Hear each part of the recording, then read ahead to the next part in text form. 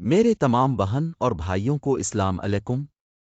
یہاں آپ کو اسلام سکھانے کے لیے بہت محنت سے ویڈیوز بنائی جاتی ہیں۔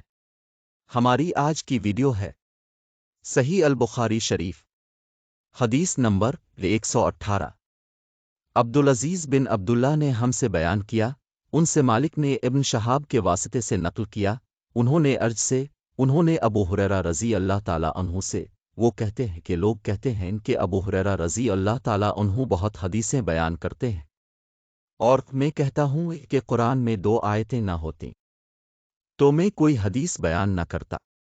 پھر یہ آیت پڑھی جس کا ترجمہ یہ ہے کہ جو لوگ اللہ کی نازل کی ہوئی دلیلوں اور آیتوں کو چھپاتے ہیں، آخر آیت رحم تک۔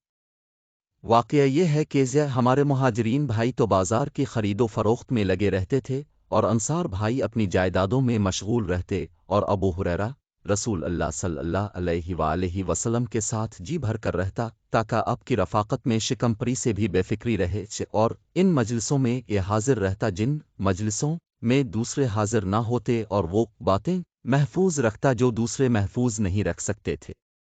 برائے مہربانی اس ویڈیو کو لائک کریں اور چینل کو سبسکرائب ضرور کریں تاکہ آپ آنے والی اسلامی ویڈیوز دیکھ کر اسلام سیکھ سکیں۔ شکریہ۔